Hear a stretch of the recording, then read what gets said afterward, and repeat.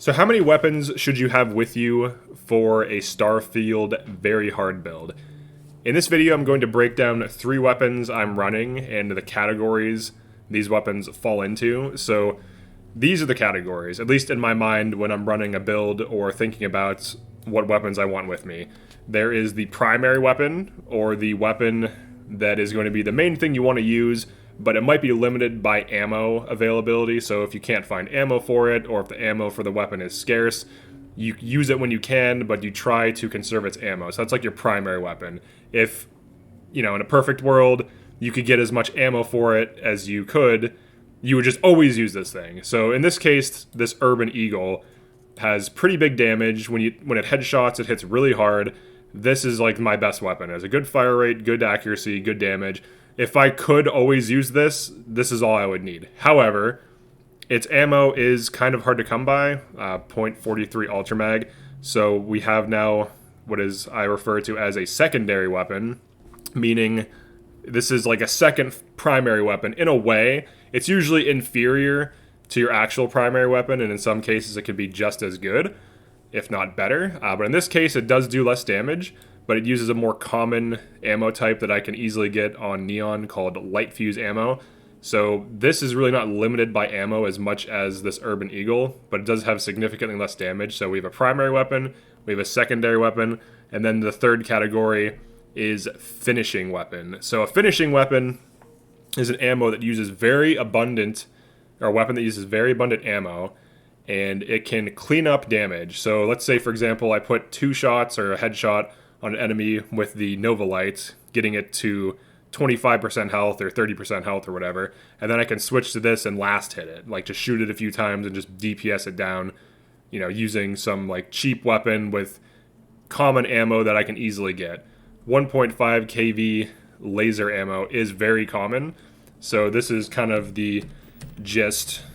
So if I want to fight some boss enemy, I'll use this weapon, but for most combat, I'll be using this. And then if there's like a weaker, lower level enemy, I can use this, or I can finish it off. So I usually am using my secondary weapon as a primary, just because of the lack of .43 mag ammo. So let's just kind of demo this. Now, if you can run a weapon like a Hornet's Nest Coachman, caseless shotgun shell ammo is very abundant. So I can just like go for headshots. This guy's like flying around. Let's blow them up. But I can switch to this to like go for some last hitting.